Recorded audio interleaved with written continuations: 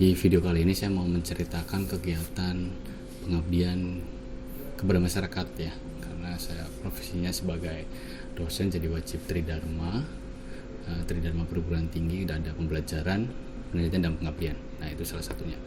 Nah, di pengabdian kepada masyarakat saya di tahun 2021 ini berjudul tentang pelatihan tuan desa application guna menentukan RKPDes di Desa Kedung Gede.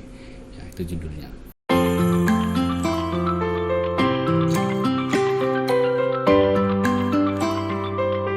Nah, untuk tim di pengabdian ini terdiri dari 3 orang ya. Untuk ketuanya saya sendiri ya, kemudian dibantu oleh mahasiswa dari program studi sistem informasi ya, semuanya dari angkatan 2020. Itu ada Devi Yunita Saputri dan Afilda Trisetya Riziana ya.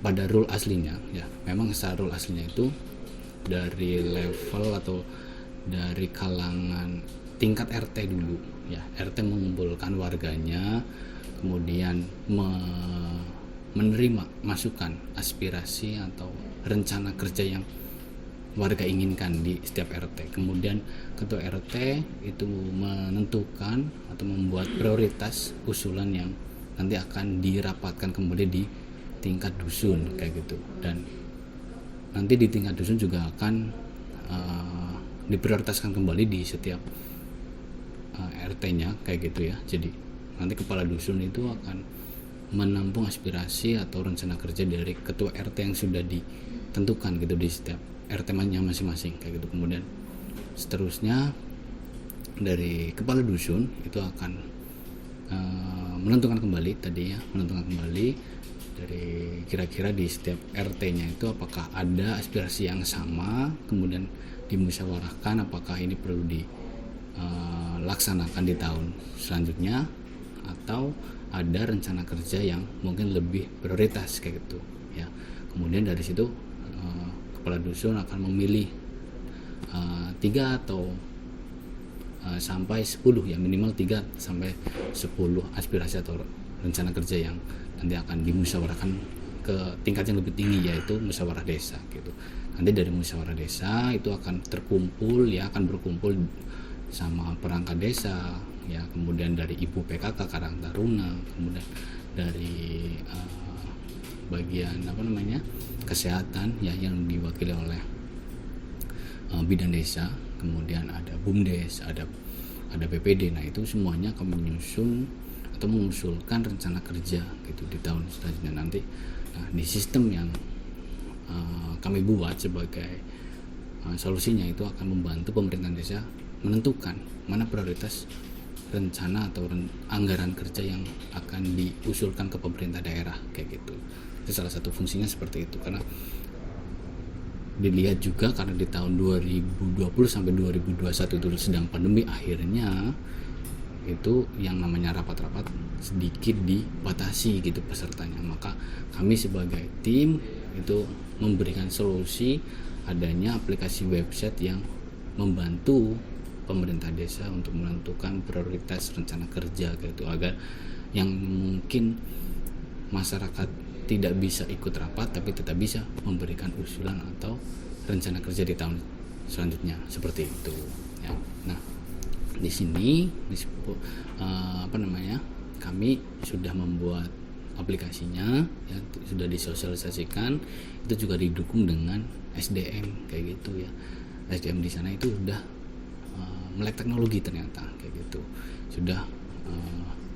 Sudah ada yang menggunakan beberapa gadget seperti smartphone yang minimal RAM-nya itu 2, ada yang 3, bahkan ada yang 4 kayak gitu, dan kecepatan akses internetnya pun udah 4G gitu di sana ya. Providernya udah lumayan banyak dan ada akses internet yang menggunakan fiber optik kayak gitu.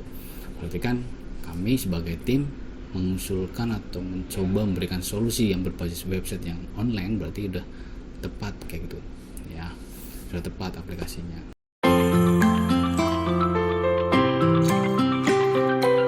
Nah, kemudian saya sedikit cerita untuk penggunaan website ini yang kami buat, website rencana kerja ya, rencana anggaran kerja atau RKPDS itu ada 2 user kayak gitu. Ada 2 hak akses gitu. Yang pertama ada user dan ada admin kayak gitu. Nah, untuk usernya itu dari masyarakat gitu. Untuk loginnya ya, cara kerjanya itu kayak gini.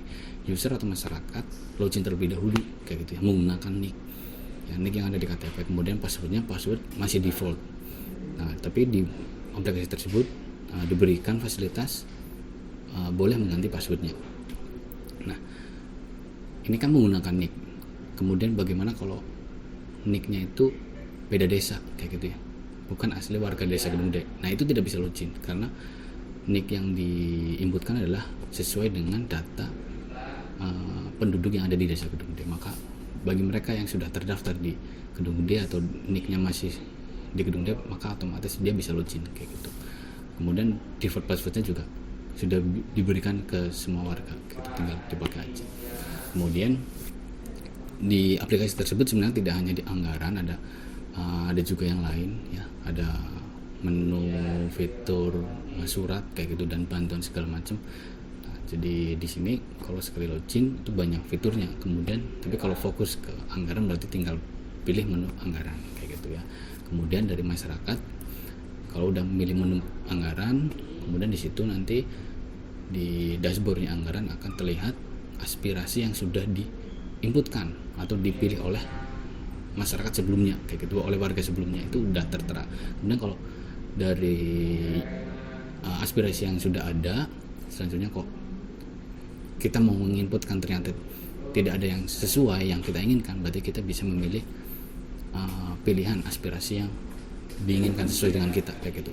Kemudian selanjutnya udah memilih aspirasi, selanjutnya akan kita menjawab pernyataan yang ada yang sudah disediakan oleh admin gitu, berdasarkan jenis anggaran yang kita pilih gitu. Itu pertanyaan beda-beda, menyesuaikan dari jenis pilihannya. Kita pilih apakah setuju atau tidak setuju ya, itu ada 5 variabel gitu, sangat setuju, normal gitu atau biasa saja, kemudian tidak setuju dan sangat tidak setuju gitu. Ada 5 variabel. Kemudian sudah memilih variabelnya, yang tersebut tinggal pilih button kirim kayak gitu ya. Kirim, habis itu akan ada pesan notifikasi apakah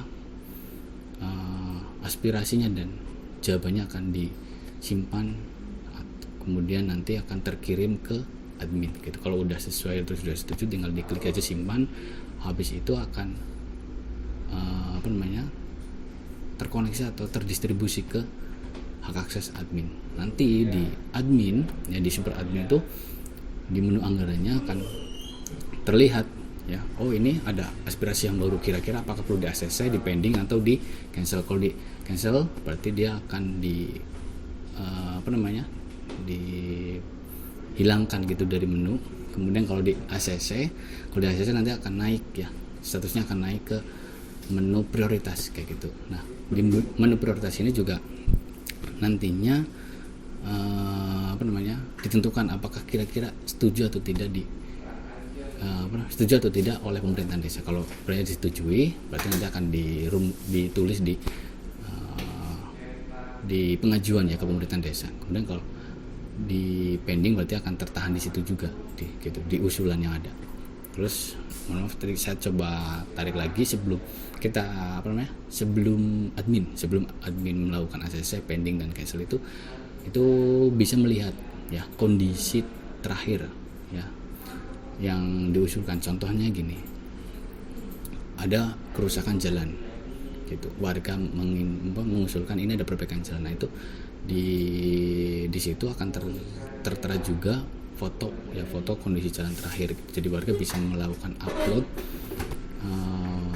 upload file yang sesuai kebutuhan gitu. Oh, ternyata saya sebagai warga contohnya bisa mengupload file kondisi jalan yang terakhir kayak gitu. Seandainya saya memilih menginginkan anggaran kerja untuk perbaikan jalan, itu contohnya seperti itu.